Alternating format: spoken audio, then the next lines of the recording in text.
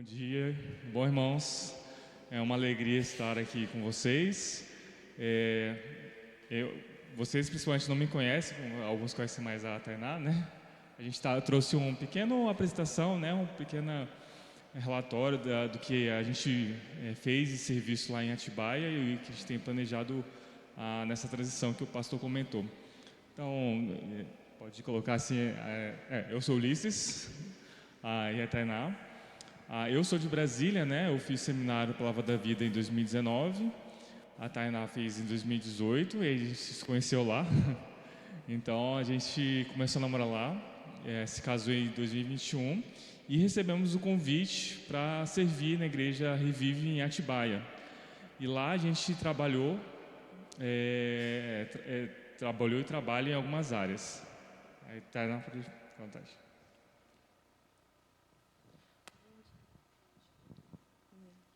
Bom dia. Ligou? Vai, fala. Som. É um probleminha aqui comigo. Bom dia, sou a Tainá, já cresci aqui na igreja do Colonial. Depois disso, casei com o Ulisses, como ele falou, e a gente foi lá para Atibaia. E lá em Atibaia, a gente serve em alguns ministérios ainda, né? A gente tem toda a parte administrativa, então tudo que você pensar sobre bastidor, a gente está envolvido, desde abrir e fechar a igreja, procurar uma extensão, problemas com tudo. Pensou, nossa, isso é bastidor? A gente está envolvido nisso. Então, tudo que é bastidor, a gente está lá na parte administrativa, isso envolve também secretariado, parte de finanças, tudo. A gente está envolvido com a igreja nisso.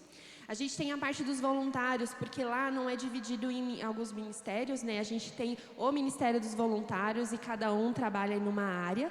Então, a gente é coordenador dos voluntários lá, desse cuidado dos voluntários para eles poderem servir no domingo. Eu falo a gente, mas é claro que às vezes tem a minha especificação é a do Ulisses.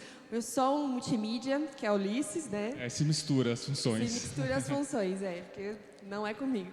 Então, o Ulisses ajuda também na parte do som, do multimídia. Tem servido lá também. A gente trabalhou como líderes de pequeno grupo, células, enfim, a gente fez para o crescimento da igreja. E eu também agi na liderança das mulheres, né, lá da igreja. Lembrando que a igreja que a gente está agora, quando a gente entrou, ela estava ainda em implantação. Ela não era uma igreja de fato, né? Formada, formalizada também. Então foi todo um período de aprendizagem. Tanto os pastores nos ensinando porque eles tiveram outras experiências de implantação de igreja, mas a gente não. Então foi um momento a gente aprender mesmo como é que começa uma igreja, as dificuldades, os desafios, as novas oportunidades também de conhecer a cidade, as pessoas que estavam frequentando lá. Então é uma igreja que vem crescendo bastante, né? Na época que a gente chegou não tinha nem 100 pessoas, até menos, e hoje está mais de 200, chegando aos 300 membros. Então foi um período... Oi? Fez 6 anos de idade agora a igreja. Então foi um período de muita aprendizagem, com certeza a gente vai carregar, né, para nossa vida de ministério. Pode passar o slide? Então, o ciclo se encerrou, né? A Tainá fez o desenho ali. E a gente entendeu que esse momento de aprendizagem, esse momento que a gente ficou lá em Atibaia, terminou, finalizou. A gente já tem mais de um ano pensando, orando, buscando a Deus uma orientação, né, de ministério para a gente prosseguir. E uma das alternativas era eu voltar, né, para a minha cidade, né, que eu sou de Brasília, eu sou nascido lá, criado, e a gente teve essa vontade. A gente continuou orando, a gente conversou com o pastor, conversou com a Beth, a gente tiveram boas orientações deles, isso nos ajudou bastante. Não só explicando um pouquinho, né, dessa fase, isso é algo que já estava no nosso coração já há muitos anos, mas como a gente tem muitas atividades na igreja também, enfim, a gente hoje reconhece que Deus não estava abrindo nenhuma das portas, né? Mas quando começou a ter um vislumbre de portas se abrirem, a gente conversou com o pastor Maurício e com a Beth, que nos orientaram bastante nesse início, para a gente poder entender se era realmente esse caminho que a gente deveria ir. Então a gente, enfim, aí as portas foram realmente se abrindo de todas as formas possíveis que os irmãos podem imaginar, de casa. A gente não tinha nem noção de igreja, né, para poder estar lá para servir. Enfim, então igreja, casa, local, enfim, trabalho. É que eu sou muito detalhista. Não. Aí a gente, por outros meios também, familiares, conhecidos, entramos em contato com um pastor da Igreja Cristã Evangélica de Brasília. Vocês devem conhecer bem essa denominação por conta do material, né, de estudo de vocês. E lá nós fomos bem acolhidos, né? É uma igreja muito madura, muito fiel, muito bíblica, e gostamos muito de lá. A gente visitou, a gente tem conversado com o pastor, a gente não tem nada formalizado ainda ministerialmente, mas há grandes chances, né, de a gente continuar o ministério lá e servindo ainda mais um ambiente que é como Atibaia, né? E lá no seminário a gente aprendeu que existem vários grupos de objetivo missionário. E um dos mais difíceis são as pessoas ricas. Não que a gente escolhemos assim, né? Vamos evangelizar as pessoas mais ricas. Não, foi oportunidades que foram aparecendo. E lá onde se encontra essa igreja, né? É uma igreja de um bairro bem rico, vamos dizer assim, né? E aí a gente tinha um desafio para nós também, porque são pessoas de coração muito duro, assim como nós também, né? Muito orgulhosos, assim, e a gente tem essa abertura também, essas facilidades de conversar com essas pessoas. Então, essa igreja também tem aberto as portas para nós, como ministério, mas é uma fase também, né, de uma denominação diferente, um ambiente diferente, de crescimento diferente, já é um desafio diferente, porque é uma igreja já antiga, ela tem mais de 60 anos, quase a idade de Brasília. Então é um ponto também da gente pedir orações e forças para vocês nos ajudarem também nessa parte. Então a gente queria pedir assim para os irmãos, a gente só está falando de uma forma bem resumida, né? A gente está indo para Brasília, então participar então dessa nova membresia dessa igreja, né? Está disposto a servir naquilo que o Senhor quer, porque a gente tem certeza de que Deus quer a gente agora em Brasília. E a gente estamos dispostos a aquilo que Deus quer, né? A gente já parou de sonhar os nossos sonhos para poder sonhar os sonhos de Deus. E o sonho de Deus agora, que a gente entende, a vontade de Deus tem nos direcionado para lá. E também para onde Ele quiser mandar a gente está muito tranquilo de ir, felizes, estamos em paz, alegres no Senhor, reconhecendo que Ele está fazendo, Ele está agindo nesse tempo. Então, nosso pedido de oração é por direcionamento e por sabedoria, para que Deus possa continuar dando sabedoria para a gente nos próximos passos, confirmando realmente questão de ministério ou não, do nosso serviço em si, né, para a gente poder também, nesses últimos detalhes de mudança, a gente está vivendo porque pensa, né, 1.000 quilômetros, né, então a gente está nesse processo de mudança, a gente vive no meio de caixa, a gente come, né, numa única mesa, não tem mais mesa, a gente está desfazendo de tudo, né, desfazendo, né, está vendendo para a gente poder conseguir ir, e Deus tem nos surpreendido isso, de forma milagrosa também.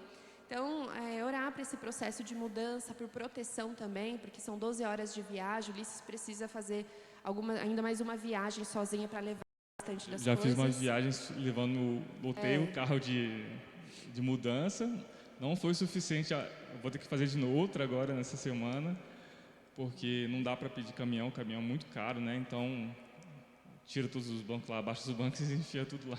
A gente está fazendo essas mudanças, então orar por proteção, para que Deus direcione isso, né? E para que Deus vai mostrando, sondando o nosso coração também nesse tempo, né? E que nos use lá o tempo que a gente estiver lá. Só aproveitando e agradecer pelas orações, todo o apoio que a igreja deu para a gente, tem dado. Isso realmente faz muita diferença para nós, porque não é só a nossa igreja assim, né, que a gente está, mas da onde a gente veio, de onde a Etaná veio. Ela sempre fala com muito carinho de vocês, da liderança, de como tem ajudado tanto a oração quanto financeiramente. É Isso, muito obrigada, obrigado. irmãos. Então, continue. Eu vou continuar. É preferível esse microfone? Tanto faz. Né? Eu posso pôr aqui? Eu me conheço, eu vou derrubar. Obrigada. Então, bom dia de novo. Eu vou compartilhar aqui um texto da palavra com os irmãos, algo que eu sou apaixonada pelo livro de João. Então, bem possível que todas as vezes que eu vim aqui eu falei algum texto de João. Mas, especificamente, eu queria compartilhar com os irmãos sobre essa parte de introdução de João. Mas antes, eu queria orar com os irmãos. Se você puder orar comigo, então, nesse momento. Senhor Jesus, muito obrigada pelo dia. Obrigada, Deus, porque o Senhor nos livrou já de tantas outras coisas. Obrigada porque o Senhor faz em nós, através de nós, infinitamente mais do que aquilo que a gente pensa e espera. Obrigada por ser bom. Obrigada, Deus, porque o Senhor é um Deus generoso. O Senhor tem provido sobre nossos lares. Obrigada, Deus, porque o Senhor tem nos acolhido, tem nos aproximado do Senhor. Obrigada pelo seu perdão e pela sua graça, Pai, que é imerecida. Muito obrigada. Obrigada pelo dia. Obrigada por esse domingo. Obrigada porque o Senhor nos deu esse privilégio de vivenciar mais um dia. E que possamos, ó Deus, por meio da Tua palavra, reconhecer o Senhor, nos relacionar com o Senhor, ó Pai, e sairmos daqui, ó Pai, transformados por meio da Tua palavra e naquilo que o Senhor quer nos ensinar. Me use, Pai, como boca do Senhor, o Seu Santo Espírito tem liberdade em nós e que o Senhor possa agir, ó Pai, da melhor forma como o Senhor já planejou. Que o Senhor cuide da gente, Pai. Em nome de Jesus. Amém. Então, eu queria compartilhar com os irmãos hoje sobre esse texto que tem impactado o meu coração também. Então, se você puder abrir sua Bíblia em João. Eu vou falar um pouquinho, então, a gente vai mergulhar aí no coração do Evangelho de João, mais especificamente sobre a introdução desse texto. João 1, a gente vai ler do versículo 1 ao versículo 18. Dessa introdução, que essa introdução, ela tem muitos vislumbres, ele vai ecoar um pouco sobre Gênesis e Êxodo. Então, a gente vai praticamente falar um pouco de Gênesis e Êxodo dentro do livro de João. Então, se você puder abrir sua Bíblia, João, capítulo 1, para a gente poder ler. Antes também da leitura, então, o Evangelho de João, ele tem quatro livros no Novo Testamento que falam sobre Jesus. Mateus, Marcos, Lucas e João. E eles são conhecidos como evangelhos, porque eles falam sobre Jesus. Mateus, Marcos e Lucas, eles são um livro um pouco mais investigativo, porque eles vão falar sobre o exterior, aquilo que Jesus disse, aquilo que Jesus fez. Já João, ele é um pouco diferente. Ele vai falar um pouco mais íntimo, um pouco mais interno. Vai falar sobre, João vai especificar quem é Jesus. E João quer revelar quem é esse Jesus. Então, durante todo o seu livro, João ele vai querer mostrar para a gente quem Jesus é. Então, é nesse livro que a gente vai ler. Mateus, Marcos e Lucas, eles pegam uma linguagem mais hebraica. Então, eles vão falar o quê? Passado, presente e futuro. Então, possivelmente, nesses evangelhos, Mateus, Marcos e Lucas, é um pouco meio que ordem cronológica. Em João, não. Ele está querendo apresentar Jesus e não necessariamente a história, narrada, a narrativa, ela vem de uma ordem cronológica. E a ideia aqui, porque como João está em Éfeso, ele está falando com o grego romano. Então, o que tem isso a ver? Ele não está falando com o povo judeu, o povo de Israel, o povo que realmente conhece o Antigo Testamento. Ele está falando, então, com o povo grego, romano, nessa época. Então, ele está em Éfeso e a ideia é que ele fale sobre o céu e terra. Por que isso é importante a gente saber com quem ele está falando?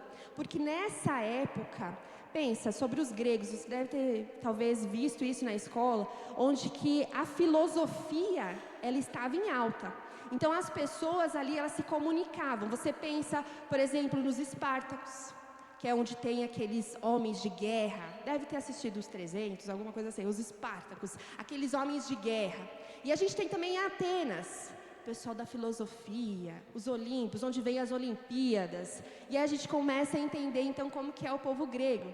Corinto, que tinha um porto, onde vinha toda a parte de comércio. Então, a gente está falando com esse povo aqui. Mas João, além de expressar e explicar, falar a linguagem desse povo grego, ele também tem esses vislumbres da Bíblia em relação ao Antigo Testamento, sobre Gênesis e Êxodo. Então, João aqui nesse início, ele vai nos levar ao início de tudo, falando sobre o princípio, né, a criação, para poder revelar quem Jesus é. Revelar quem Jesus é como a palavra eterna de Deus, né, antes da criação do mundo, antes da fundação e o início de todas as coisas. Então eu vou ler aqui o texto. É comigo, né? Vocês enxergam? Tá aí. Eu não. Então vamos ler. Vou ler aqui João 1, do 1 ao 18, na NVI. Se você puder acompanhar. No princípio era aquele que é a palavra. Ele estava com Deus e era Deus. Ele estava com Deus no princípio. Todas as coisas foram feitas por intermédio dele. Sem ele, nada do que existe teria sido feito. Nele estava a vida, e esta era a luz dos homens. A luz brilha nas trevas, e as trevas não a derrotaram. Surgiu um homem enviado por Deus chamado João. Ele veio como testemunha para testificar acerca da luz, a fim de que por meio dele todos os homens crescem. Ele próprio não era a luz, mas veio como testemunha da luz. Estava chegando ao mundo a verdadeira luz que ilumina todos os homens. Aquele que é a palavra estava no mundo, e o mundo foi feito por intermédio dele, mas o mundo não o reconheceu. Veio para o que era seu, mas os seus não receberam. Contudo, ao que o receberam, aos que creram em seu nome, deu-lhes direito de tornarem filhos de Deus, os quais não nasceram por descendência natural, nem pela vontade da carne, nem pela vontade de algum homem, mas nasceram de Deus. Aquele que é a palavra se tornou carne e viveu entre nós. Vimos a sua glória, glória como unigênito, vindo do Pai, cheio de graça e de verdade. João dá testemunho dele, ele exclama: este é aquele de quem eu falei, aquele que vem depois de mim é superior a mim, porque já existia antes de mim. Todos recebemos da sua plenitude, graça sobre graça, pois a lei foi dada por intermédio de Moisés, a graça e a verdade vieram por intermédio de Jesus Cristo. Ninguém jamais viu a Deus, mas o Deus unigênito que está junto ao Pai o tornou conhecido. E nesse texto que a gente vai conversar, eu quero compartilhar com vocês, para poder expressar quem é esse Jesus. Então a gente vai ter um tempo aqui de passo a passo para a gente poder explicar sobre esse texto que a gente leu. A gente vai aprofundar algumas ideias e entender um pouco questões teológicas, bíblicas que tem aqui narrado, mas o nosso foco é falar sobre Jesus. Focar sobre a sua criação. Jesus, ele é a criação revelada do Senhor, onde tem em Jesus a redenção e a revelação divina. E aí essa frase para a gente poder lembrar que Jesus, ele é o coração invisível de Deus, mas que se tornou visível, palpável, e foi ferido por nós. Então lembre-se sempre disso, que Jesus, ele é o coração de Deus invisível. A gente não consegue ver esse Deus, mas Jesus, ele é esse coração que se tornou visível, palpável e foi ferido por nós. E para a gente poder compreender esse texto, eu vou separar ele em 4 partes. Bom, para a gente poder compreender tudo. E no começo está no versículo 1 e 2, que seria aqui o início de tudo. Então João começa aqui o Evangelho, com essas palavras que vão ecoar Gênesis. No princípio era a palavra, e a palavra estava com Deus, e a palavra era Deus. Ele estava no princípio de todas as coisas. Então João está nos convidando aqui a lembrar do princípio de todas as coisas, ou seja, lá em Gênesis 1:1. O que está escrito em Gênesis 1:1? No princípio criou Deus os céus e a terra. Então João está fazendo essa comparação no princípio em relação a Gênesis 1. Mas o que significa então Jesus ser a palavra, né? Essa palavra em grego logos, você talvez tenha ouvido, o que era logos para os gregos?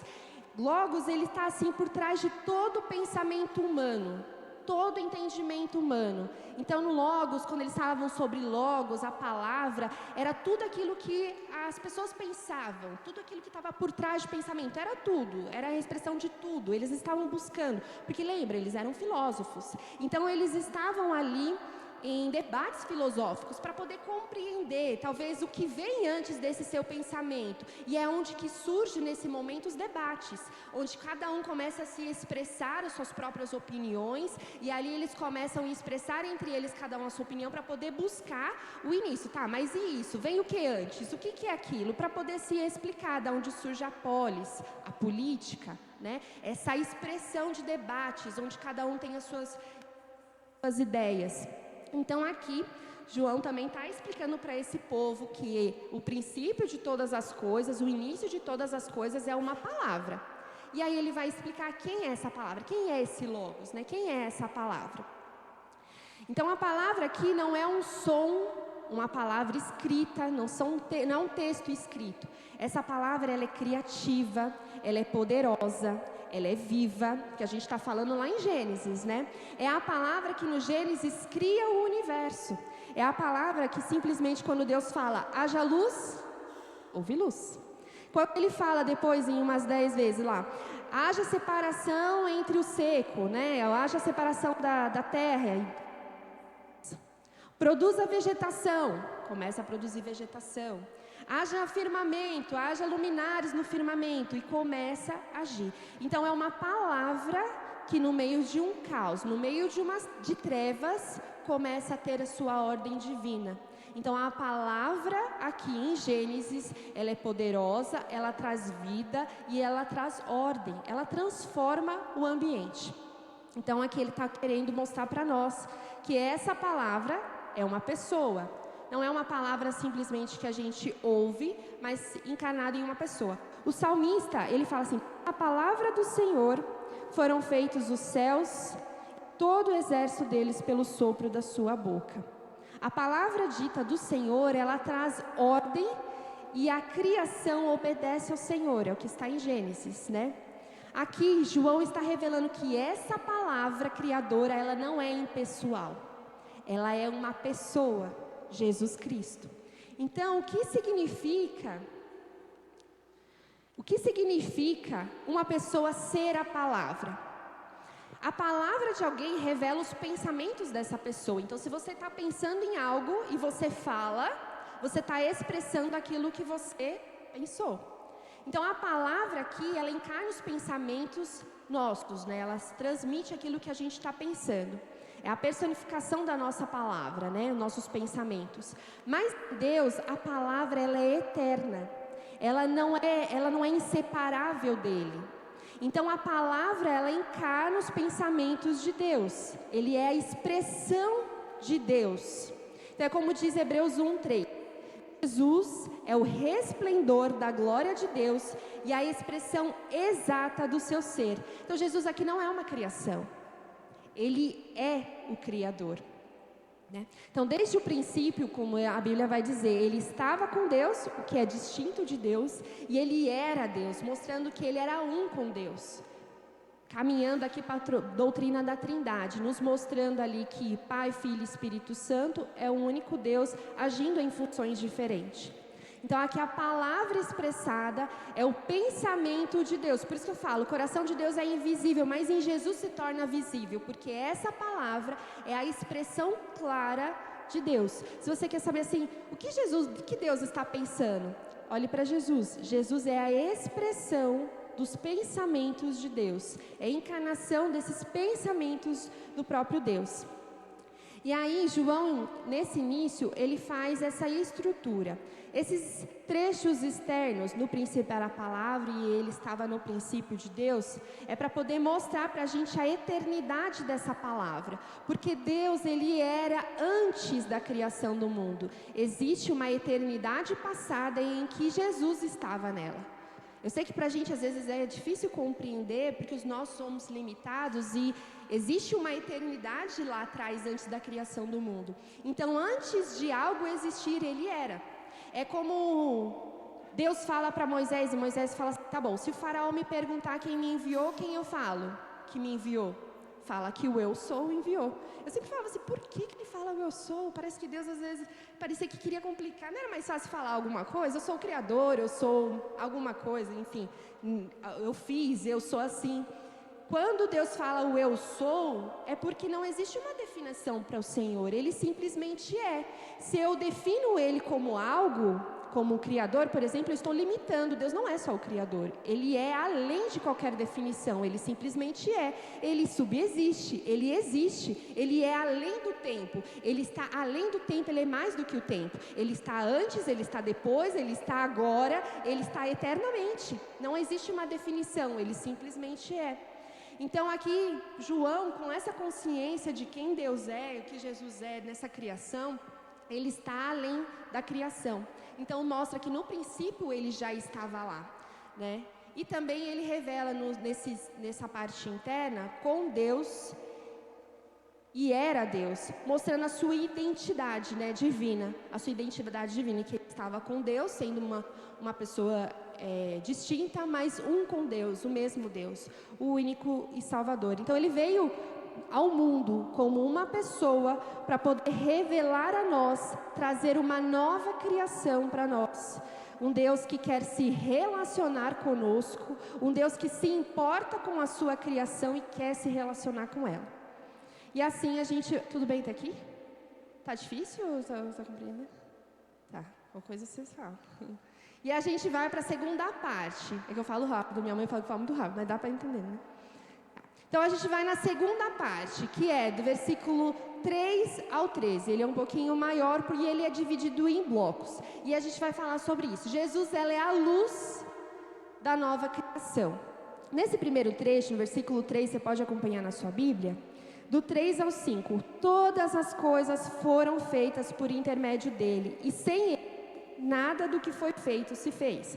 A vida estava nele, a vida era a luz dos homens, a luz resplandece nas trevas e as trevas não prevalecerão contra ela. Aqui, Jesus, ele é o agente da criação. Aqui Jesus fez a criação, ele está agindo, criando. Então Jesus, ele é o agente da criação. É o que Colossenses 1,16 diz: por meio dele todas as coisas foram criadas. O mundo antes da criação era o quê? Caótico. Ele era em abundante trevas, absolutas trevas, né? Então Deus, ele traz a luz. Quando ele fala haja luz, cria-se a luz. E aqui em João agora, Jesus, ele inicia uma nova criação. Porque essas trevas agora em nós representam o quê? Morte e pecado. É como aquilo que está na nossa mente, aquilo que está no nosso coração, aquilo que nos afasta do Senhor. Pecado. Que aí a gente pode pensar, de repente, culpas sobre o nosso passado.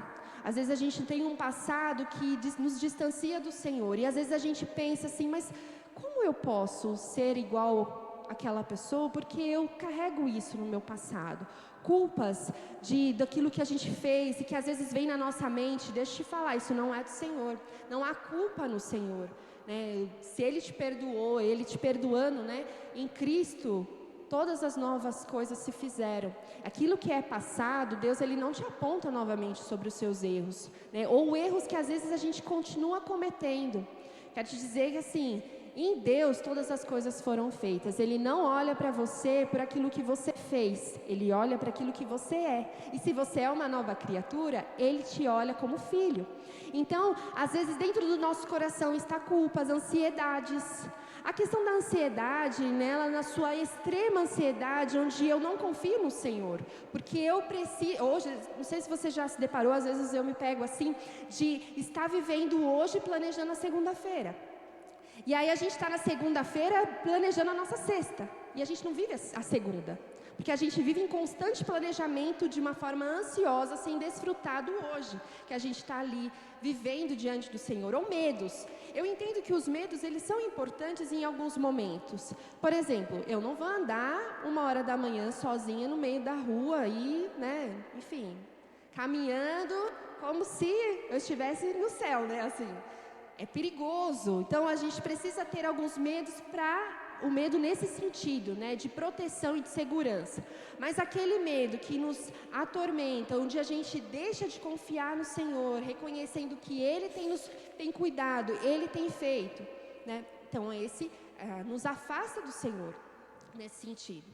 Ou então, enfim, diversas outras coisas, questões financeiras que têm nos assolado, questões com filhos, questões com os pais, questões da falta de filhos, ou como a gente chama às vezes daquilo que consome o nosso coração, que é muito além. Por exemplo, é natural que um jovem, possivelmente, né, sendo solteiro, um jovem possivelmente queira casar. Pode ser que ele queira casar, e isso é natural que ele deseje casar. Mas quando ele deseja muito casar, aí é um problema, onde ele começa a ocupar o lugar, o espaço dele, desse desejo, maior do que a Deus. Deus, eu faço tudo certinho para o Senhor não me envia um rapaz ou uma esposa? E aí a gente começa a colocar culpa no Senhor por algo dentro do nosso coração. Ou as expectativas, por exemplo, de ter filhos. E aí, nas 3 vertentes, né, eu digo sobre essa questão de filhos. Eu quero ter filho, não posso. Eu não quero ter filho. Ou eu tenho e eles são tudo para mim. Então, a gente começa também nessa questão de, talvez, uma idolatria dentro das pessoas. Ou um trabalho. Tem problema no trabalho, a gente querer avançar no trabalho? Não, nenhum problema. Mas o quanto isso domina o teu coração? Aí é um problema. Né? São questões de quando é muito, né? Quando é em excesso. Então, aqui são questões do nosso coração que a gente lida diariamente. Eu não sei vocês, mas eu lido diariamente, né, dentro do meu coração, várias questões. E isso vai nos afastando de Deus, dependendo da medida em que a gente coloca isso dentro do nosso coração. Então, Jesus, Ele é a luz que vence. É a luz que vence essas trevas, vence esse pecado que está dentro do nosso coração. E mais adiante em João, ele vai falar: eu sou a luz do mundo. Quem me segue não andará nas trevas. Então pensa comigo no milagre da criação, né? Sobre as galáxias que Deus criou, a formiga. Vocês já pensaram em cada detalhe que Deus fez na sua criação, pensando, Ele colocou uma árvore para nos ajudar no oxigênio. E aí o pessoal da biologia vai entender mais. Mas Ele criou tantos detalhes do nosso corpo humano, que uma coisa funciona por causa da outra e Você já tentou estar sem o dedão no pé? O dedão te dá equilíbrio, sobrancelha. A sobrancelha nos ajuda ali para o suor não escorrer, não arder o olho e viver. Né? Então tem tantos detalhes dentro do nosso corpo que às vezes a gente nem para pensar. A gente só lembra do dedinho quando bate ele. Né? Então tem tantas outras coisas, tantos detalhes. O meu esposo, o Ulisses, ele gosta muito de ver essas coisas da NASA, né? O que você vê lá? O foguete, aí ele coloca, ele fica vendo, uau, olha isso daqui, aí fica vendo o mundo, a terra de cima, né? A gente acompanha, não entendo nada. Mas lá, e ele estava me mostrando esses dias a terra, e tinha uma linha em volta da terra. Eu falei, o que é essa linha? Ele falou, a atmosfera, né? É os desenhos, assim, olha como Deus é criativo. Olha como Deus sustenta a terra, como Deus sustenta a nossa vida. A gente bem pequenininho, ele ainda se importa com a gente. Né? Então, tantas outras coisas dessa criação que Deus fez, um milagre da criação. Né? E Ele veio onde que a sua voz, quando Ele disse, haja, a criação obedeceu. Né? Veio para poder mostrar, Jesus veio para poder mostrar nessa nova criação, em que Ele é essa luz que pode trazer a clareza, né? Eliminar o nosso coração, colocar esse caos dentro da nossa alma, dentro do nosso coração em ordem. Esse Deus que colocou a ordem no caos da criação, no mundo que não tinha nada, hoje Ele está colocando nessa nova criação, colocando em ordem divina o nosso caos interior, trazendo luz para as nossas trevas, né? Jesus veio para poder nos recriar, para nos transformar, para colocar esse caos interior, então, em ordem divina. E aí, no próximo trecho, ele está falando aqui no versículo 6 ao versículo 8 sobre um João. A gente tem 2 Joãos aqui. O João apóstolo, que é o João que fez e é o autor do livro, e esse João é o João Batista, primo de Jesus. Esse João Batista, ele era um homem enviado por Deus para poder ser testemunha dessa luz. Né? Ele não era a luz. Ele veio para testemunhar sobre essa luz, sobre Jesus que ia vir, preparando o caminho para a chegada de Jesus.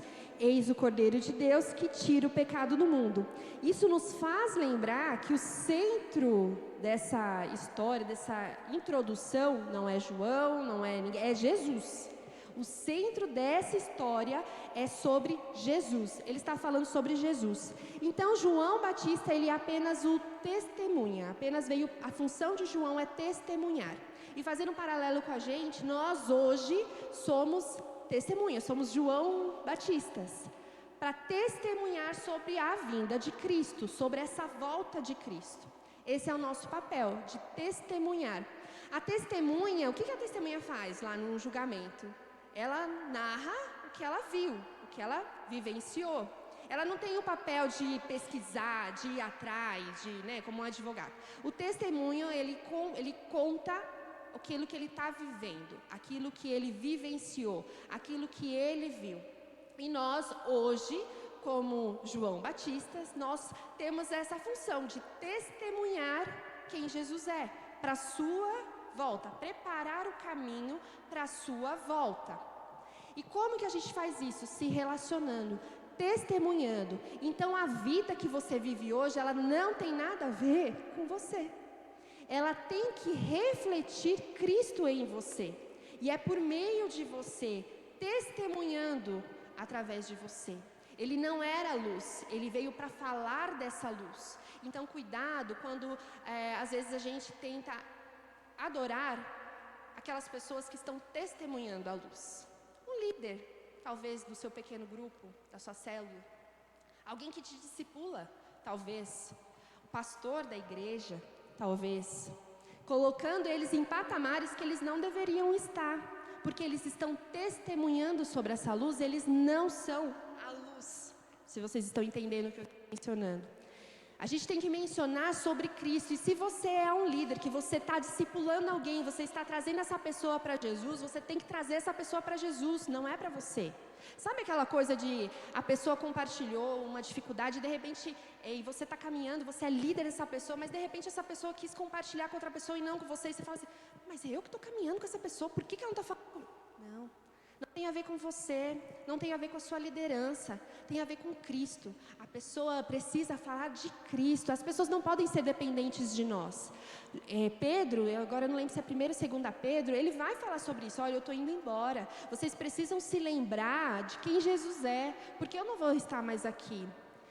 Vocês não podem ser dependentes de mim. Vocês precisam se voltar para o Senhor, se voltar para Cristo. A função de todos nós é levar as pessoas para Cristo, não é para nós.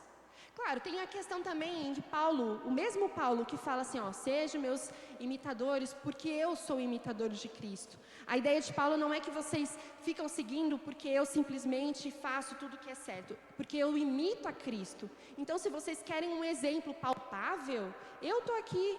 Eu sou Paulo, e esse mesmo Paulo que fala isso, vira e fala assim, eu sou o pior dos pecadores.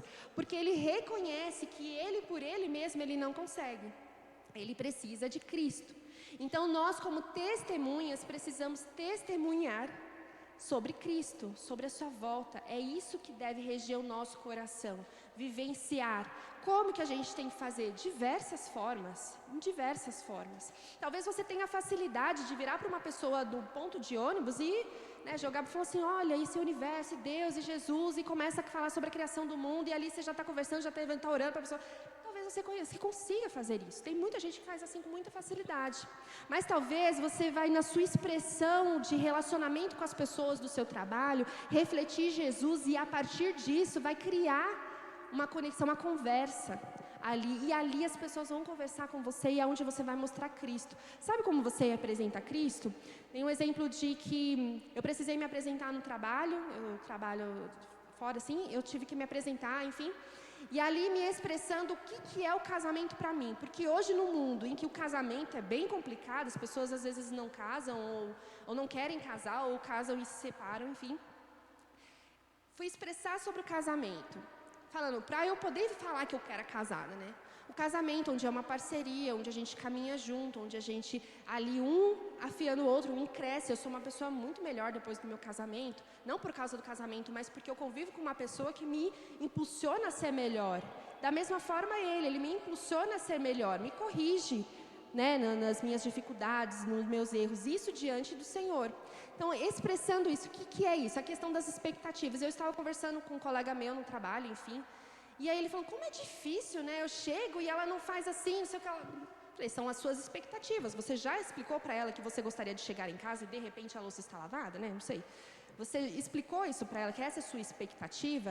Porque às vezes a gente começa a achar que no casamento as pessoas têm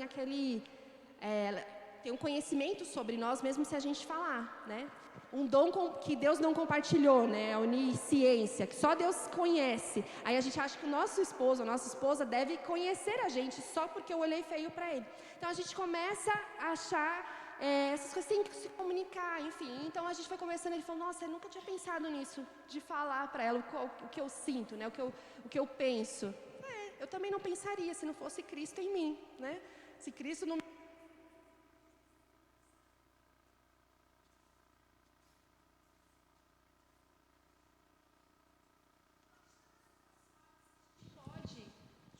Imagina.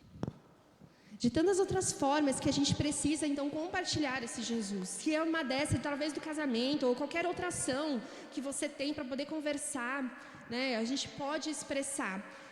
Tem diversas situações. Eu lembro que minha amiga estava falando sobre ansiedade. Eu falei, ansiedade, ela acredita em Deus, se você acredita em Deus, Deus te colocou aqui, você precisa descansar no que Ele está fazendo. Tainá, você tem inteligência emocional. Não tem inteligência emocional. É o que Jesus me pede para acreditar. Isso é Jesus. É que talvez eles traduzam como inteligência emocional. Pode ser uma inteligência que não é minha, mas que Deus me ajuda nisso. E ali a gente consegue falar, não é por mim, é por Cristo. E a gente consegue expressar Cristo. Então precisamos ser testemunhas desse Jesus, né? Nós não fomos chamados para compartilhar sobre nós, mas trazer pessoas para serem seguidoras de Jesus. E nessa terceira parte, nessa terceiro trecho, bloco, dessa segunda parte, escolha diante da luz, do versículo 9 ao 13. A verdadeira luz que vinda do mundo ilumina todo o homem. Então aqui a gente tem uma questão sobre a rejeição. Lá no mundo, em Gênesis, quando Deus falou, haja luz, e a luz apareceu, a criação obedece ao Senhor. Nessa nova criação, Jesus está se mostrando e está revelando quem Ele é. Mas a gente tem essa escolha, se eu vou permitir com que o Senhor transforme o meu caos interior em ordem divina, sair das trevas, achando que a luz do Senhor se resplandeça, ou eu vivo nas trevas. Há uma escolha aqui, né, da gente reconhecer a esse Jesus ou não, né? E ali no versículo 12, mas todos os quanto receberam, deu-lhes o poder de serem filhos de Deus. Isso é regeneração. A partir do momento que eu reconheço Jesus como meu Salvador, entendo o que Ele fez, permito que Ele traz ordem ao meu caos interno, à minha alma, ao meu coração, eu tenho um privilégio de ser chamado filho de Deus. Você já não está mais sozinho, você pertence à família do Senhor, e isso é para sempre. Não há mais um abandono, é uma adoção, onde não é de sangue, mas que Deus te convida para fazer parte dessa família. E dentro dessa família a gente tem acesso ao Pai, a gente participa da herança de Cristo, a gente ali tem uma nova identidade, onde não é aquilo que eu faço que me define, não é aquilo que você cometeu no passado, que às vezes você faz hoje, ou aquilo, não é o seu casamento, não são os seus filhos, não é o cargo que você tem no trabalho, se você tem uma empresa, não é isso que define. O que te define é quem você é, e você é filho de Deus, porque Ele olha para você como filho e reconhece e fala assim, você é meu filho amado. Então, o que te define a partir dessa adoção não são as suas atitudes, mas quem você é em Cristo. Você passa a ter esse novo título, né? Filho de Deus, não mais criatura, um ser criado. Você é filho de relacionamento. E vocês, às vezes, que são pais, entendem como que é o amor de um filho, né? E muito mais é o amor do Senhor. Que aí Ele mostra pra gente qual é esse amor, que enviou o seu próprio Filho até nós para morrer por nós. É um grande amor por nós que Deus tem, né? E ali então, resumindo, a vida de Jesus é a palavra que trouxe luz para as trevas, ecoando então em Gênesis. Mas também agora, nessas próximas partes, a gente vai ter vislumbres sobre Êxodo, do Antigo Testamento, algumas imagens de Êxodo. E a gente vai então para a terceira parte. Nessa terceira parte, Jesus habitou entre nós. João 14:17. No 14 diz assim: a palavra se fez carne e habitou entre nós, e vimos a sua glória, glória como unigênito do Pai, cheio de graça e de verdade. Aqui, a palavra se tornou humana, Jesus, pessoa, o homem encarnado, né? Essa palavra habitou, ela quer dizer, né, na sua tradução lá, enfim, no grego, que é armou uma tenda, construiu uma tenda, um tabernáculo, né? Isso aqui faz uma referência lá em Êxodo, do capítulo 25 ao 40, onde a glória de Deus, a Shekinah do Senhor, ele estava habitando em Israel. Então veja comigo, no Éden, no jardim do Éden, a gente tem ali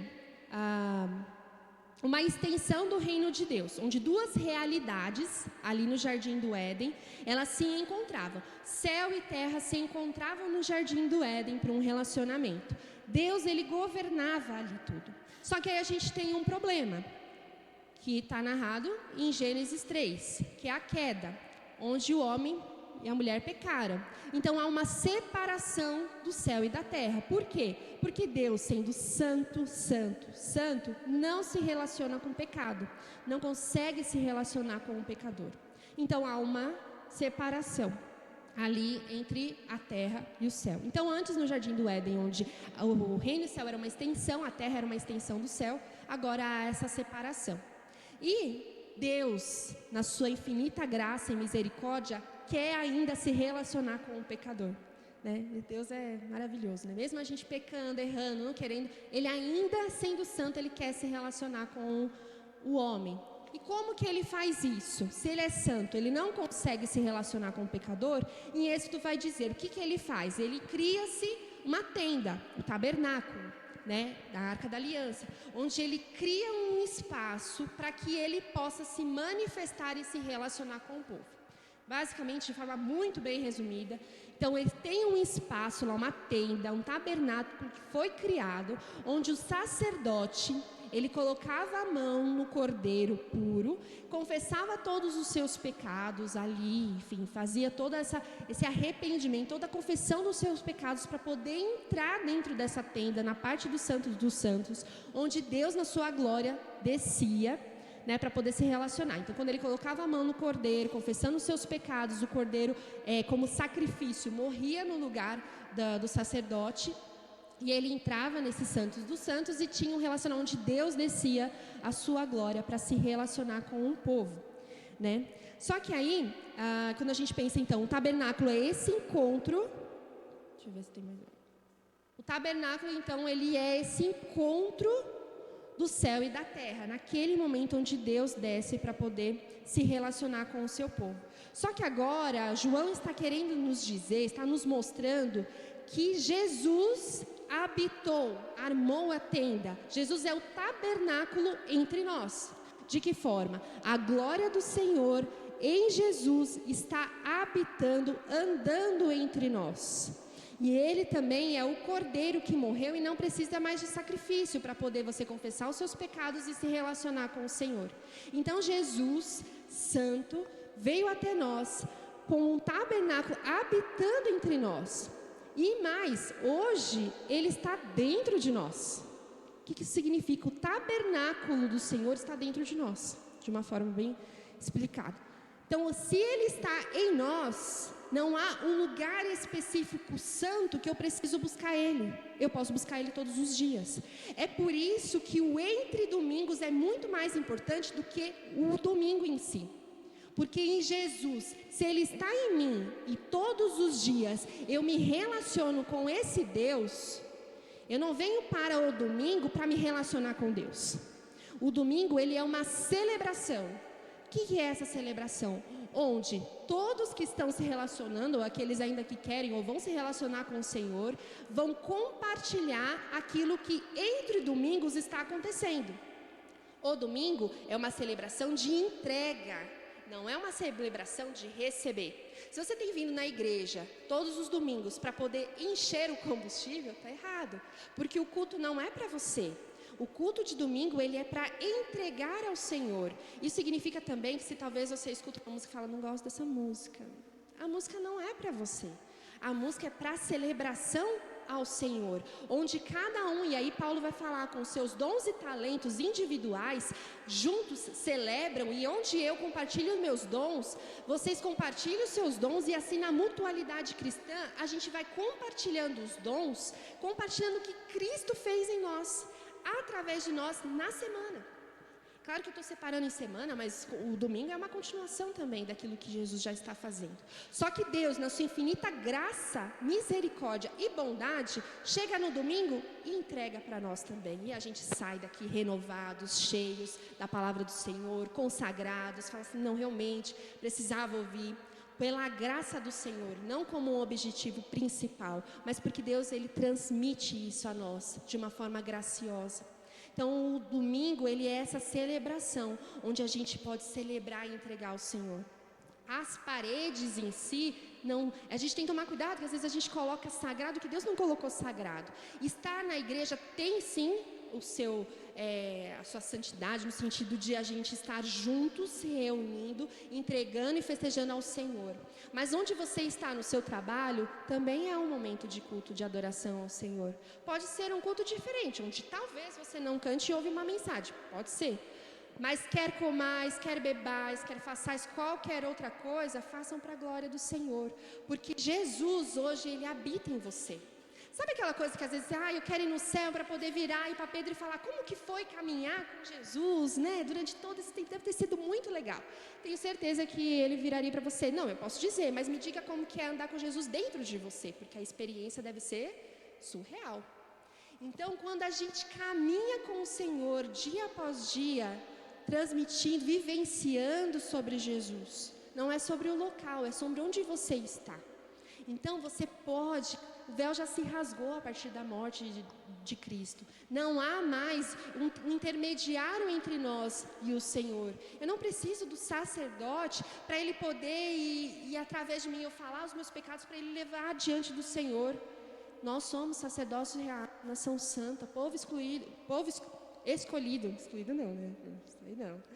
Povo escolhido do Senhor. Nós somos esse sacerdote onde carrega Cristo por onde nós formos. Cristo, Ele habitou entre nós na época de João e está entre nós. É por isso que a vida não tem a ver comigo. A vida tem que falar sobre Cristo através de mim. Só que Deus, na sua graça, sim, permite com que Ele seja glorificado no seu casamento. Pode sim que a partir de Cristo, Ele seja glorificado por meio dos seus filhos, seja glorificado por meio do seu emprego, seja glorificado por meio da sua vizinhança, da sua casa, seja glorificado, porque não tem a ver com você, tem a ver com Cristo. E onde Ele estiver, o que Ele estiver, onde você está, Ele vai se manifestando. Então, esse habitou entre nós, onde antigamente, lá em Êxodo, tinha esse espaço de adoração onde a gente precisava ir, hoje Ele está em você, muito mais fácil. A tecnologia vai crescendo, Deus vai vindo, assim, muito mais fácil. Onde nós podemos, então, expressar esse Cristo que está entre nós. É isso que esse tabernáculo é o encontro, então, do céu e da terra dentro de nós, né? Nós não precisamos mais de tendas, construções, espaço físico. Agora, o céu e a terra, eles se encontram no Filho, numa pessoa, Jesus Cristo. Não há necessidade mais de um espaço de adoração, né? Claro que a gente tem nessa comunhão entre nós, nessa mutualidade de crescimento cristã. No versículo 15, ele vai falar de novo sobre João Batista, né? Que Jesus é superior a mim. Ele existia antes de mim, é o que a gente está sempre falando, né? Não tem a ver com a gente, não tem a ver com a testemunha, tem a ver com Jesus. Nós estamos aqui para testemunhar, para falar desse Jesus apenas. Desde o princípio ele já era. E no versículo 16, o João, o autor do livro, né? Ele vai descrever sobre o encontro com Jesus. Eles o seguiam, eles confiaram, foram transformados por Jesus, mas alguns o recusaram. A gente tem alguns que não recusaram, não aceitando sobre Jesus. Quando ele fala aqui sobre a lei, ele vai falar lá sobre as leis que Moisés recebeu, sobre a Torá. Lá revela a sabedoria de Deus, né, que está escrito em Deuteronômio. Mas Jesus traz algo maior, porque a lei foi dada por intermédio de Moisés. Graça e verdade vieram por meio de Jesus. Jesus é a palavra viva, que traz vida para nós. Jesus em nós vai nos dando constantemente essa vida entre nós, para a gente poder expressar outro. É o que João também vai falar lá em João 15, onde tem a videira verdadeira, que nós como ramos estamos enxertados nessa videira, e onde a seiva vai fluindo, né? A árvore vai brotando e vai gerando fruto. Você já viu um galho sozinho sem árvore dar fruto? Você já viu isso na vida? Algum galho sozinho dá fruto? Não, mas o galho na árvore, ele gera fruto. Fruto de galho? Não. Fruto da árvore. Isso significa que os frutos que você tem gerado não são seus. Esses frutos que você tem gerado, eles precisam ser da árvore verdadeira, que é Cristo. E quando você gera, e se você não retira esse alimento para se alimentar, fica podre.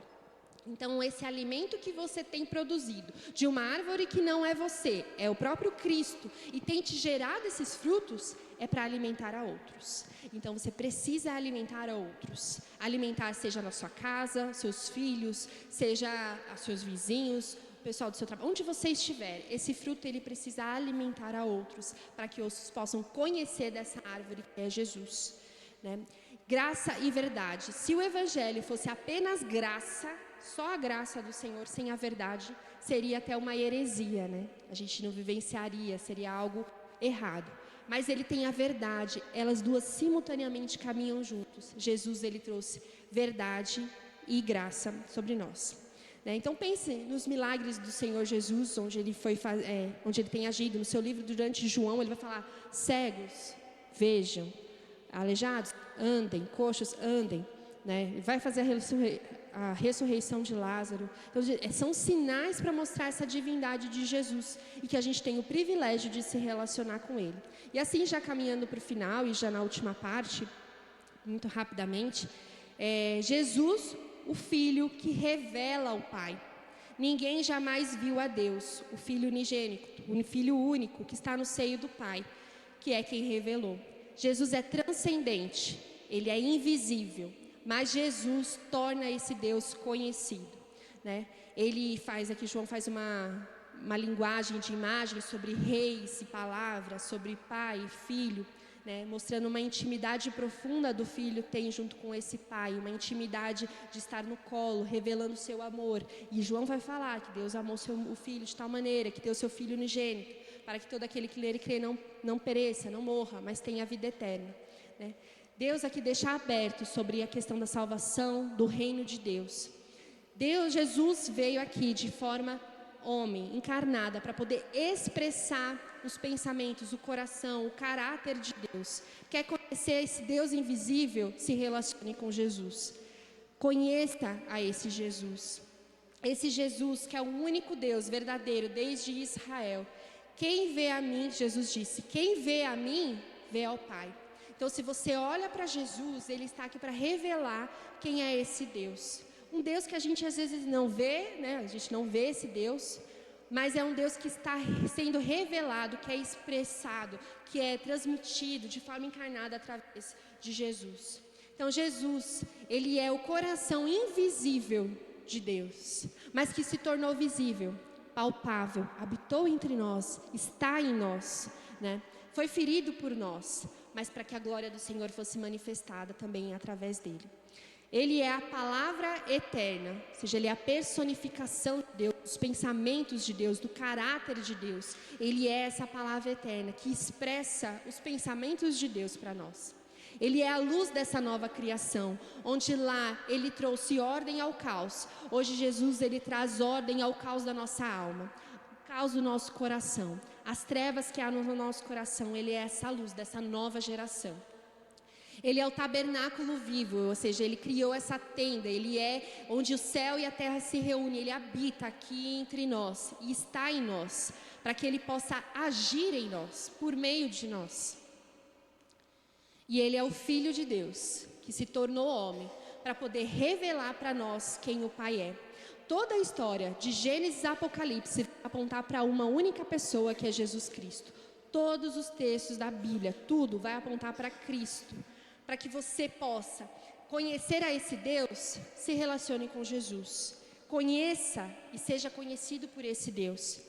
Se relacione com esse Jesus que te ama, que reconhece você não só como criatura, agora como filho de Deus. Ele quer se relacionar com a gente, mesmo quando lá atrás o pecado nos separava. Hoje, por meio de Cristo, quando Ele olha para nós, Ele já não vê mais nós, mas vê Cristo em mim, né? Já não sou eu mais quem vive, mas quem vive em mim é Cristo. E é por meio de Cristo que a gente consegue se relacionar com o Senhor. Conheça esse Jesus, se relacione com Ele e deixe que essa luz ilumine e traga e te dissipa, tire todas as trevas. A partir disso, nesse relacionamento com o Senhor, você vai vivenciar grandes milagres feitos pelo Senhor. Somente em Cristo nós conseguimos ver o que Ele está fazendo, o que Ele está agindo, por meio de nós e através de nós, né? Então esteja hoje com esse coração de entrega, entregando ao Senhor, mostrando a Ele, se alegrando, festejando, colocando às vezes o seu coração, que como está angustiado, enfim, diante do Senhor. O momento dessa celebração na mutualidade cristã, nesse crescimento, é para isso também, como igreja. A gente tem um canal, tem uma família de Deus aqui, que ora por nós, que nos ajuda. Esse é o ponto principal da igreja do Senhor, onde a gente pode, como família do Senhor, se alegrar junto, festejar junto, chorar junto, orar uns pelos outros, crescer, aprender com os nossos dons e talentos, crescer. Isso é o corpo de Cristo. A gente cresce junto para manifestar a glória do Senhor, para que Ele seja visto. À medida em que Ele cresça e eu diminua, para que eu já não veja, ninguém possa me ver mais, mas onde eu estiver, possam ver Cristo andando, pequenos cristãos, Cristo agindo lá. Eu ajo assim, não é porque eu sou boa, deixo de ser boa, sou melhor, não. Mas, porque assim, vamos em um parênteses, converse 5 minutos com meu esposo, você vai ver, então o negócio não é fácil. Mas não é por causa de mim, é por causa de Cristo em mim, a esperança da glória. Ele está em mim e por isso eu posso vivenciar, desfrutar, viver, conviver, me relacionar, amar, perdoar, olhar para Ele. Me permite viver com Ele e com os outros, né? Que essa seja a nossa verdade. Quero orar por você comigo, para a gente finalizar. Senhor Jesus, muito obrigada por ser a palavra eterna do Senhor, a expressão clara de Deus, o Deus Criador, que não é impessoal, mas se manifestou pessoal em Cristo para se relacionar com a gente.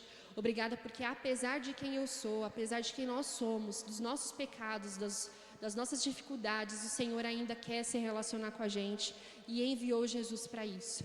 Obrigada, Jesus, por habitar em nós, por meio do Teu Santo Espírito, para que o Senhor, ó Pai, em nós, ó Pai, possa nos ajudar nesse relacionamento de conhecer, cada dia mais, conhecer o Senhor, até que o Senhor venha e nós possamos, ó Pai, nesse período, expressar o que o Senhor tem feito em nós. Nos ajude, Pai, nesse dia. Amém.